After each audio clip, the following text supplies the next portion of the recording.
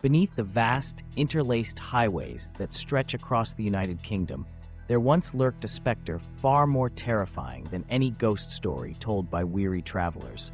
He was a long-haul trucker, a figure so unremarkable that he might have passed you by 100 times without a second glance. His lorry rumbled through the countryside, its engine a familiar hum in towns both big and small. But behind the wheel sat Robert Black, a man whose very ordinariness was his greatest camouflage. While others saw a hard-working driver, the truth was unspeakable. Black was a predator, stalking his prey across the open roads of Britain, leaving devastation in his wake. For nearly a decade, he haunted the margins of society, snatching young girls from the safety of their own neighborhoods, killing them, and then disappearing into the anonymity of the road. His crimes, separated by miles and years, confounded police and terrified parents across the country. This is the story of a monster who hid in plain sight and the extraordinary journey it took to bring him to justice. This tale is not just about the darkness of one man's soul. It is about the innocence of the children he took, the unimaginable pain endured by their families, and the confusion that gripped the nation as one girl after another vanished without a trace. We will follow the desperate efforts of police forces, often thwarted by bureaucracy and the limitations of their time, as they struggled to connect a series of baffling disappearances. We will uncover the personal toll on officers and parents alike, the sleepless nights of fear, and the heartbreaking moments when hope finally gave way to grief. But this story also shines a light on resilience, in the bravery of a single survivor, in the dogged persistence of investigators, and in the eventual triumph of justice. It is a chilling exploration of evil on the open road, and a testament to the dedication that finally ended one of the darkest chapters in British criminal history. The tragedy begins in the summer of 1982, in the tranquil Scottish borders. 11-year-old Susan Maxwell, full of life and dreams, set out for home one afternoon and never arrived. Her disappearance shattered her small community, sending ripples of fear through the picturesque countryside. Friends and neighbors combed the woods and fields, their hope turning to heartbreak when, months later, Susan's body was found miles away, across the border in England. Her family, once filled with laughter and love, was forever changed. A retired police officer, recalling the massive search that brought the community together, still chokes up at the memory of that day.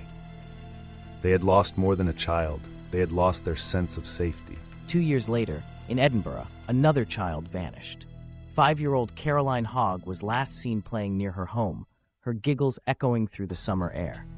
Her mother led a tireless campaign to find her, her face becoming a symbol of hope and desperation for families everywhere. The story dominated headlines, and the nation watched as days turned into weeks and hope faded. A crime journalist from the time remembers the growing fear that gripped parents across Britain. Yet, despite the similarities to Susan's case, police failed to connect the dots. Caroline's disappearance was treated as a tragic, isolated event. Just 2 years after Caroline, another shockwave hit, this time in Yorkshire. 7-year-old Sarah Harper disappeared while running a simple errand. The community rallied, the police searched, but again, the outcome was heartbreak. Sarah's body was found, her life stolen in a manner eerily similar to the earlier cases. A retired detective from the West Yorkshire Police recalls the frustration of working in an era without the tools or resources to see the bigger picture. 3 little girls taken over 4 years in 3 different jurisdictions, each believed to be alone in their tragedy, not yet knowing they were victims of the same monstrous hand. As the years passed, the police's inability to see the connections between the cases became a national tragedy of its own. Each force worked in isolation, struggling with limited technology and no centralized database.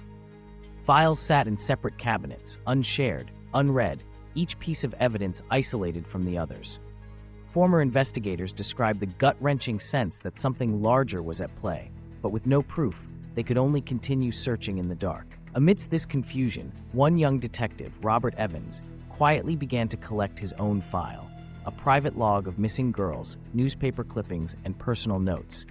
Though unofficial, his work was a flicker of hope, a sign that someone was beginning to see the pattern.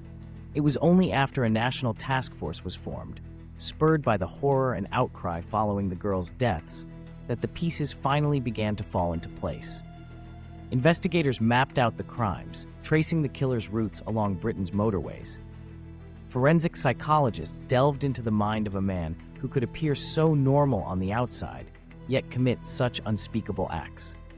By 1990, police knew they were hunting a mobile predator, but they needed one final break. That break came in the Scottish borders, where a 13-year-old girl became Black's next intended victim. Unlike the others, she fought back.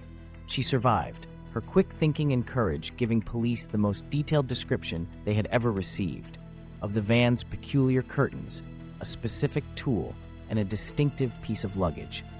Her bravery turned the tide. With these clues, the task force launched a massive hunt, tracking down the van and setting in motion a dramatic chase. When officers finally stopped the vehicle, inside they found Robert Black and his terrified but alive captive. The relief was overwhelming, the horror unforgettable. Forensic teams scoured the van, uncovering evidence that would later link Black to all the murders. The investigation was over, the monster finally caged. In court, Black was convicted and sentenced to life imprisonment. Over the years, more crimes were attributed to him, cementing his place among Britain's most evil killers. But the true ending of this story belongs not to the monster, but to those he could not erase. The faces of Susan, Caroline, Sarah, and the other girls live on, beautiful and full of promise, a tribute to lives stolen but never forgotten. And in the memories of detectives who never gave up and families who found justice at last, there is a final, somber hope that even in the darkest night, the light of truth will prevail. The story of a monster, the Robert Black's case, world's most evil killers.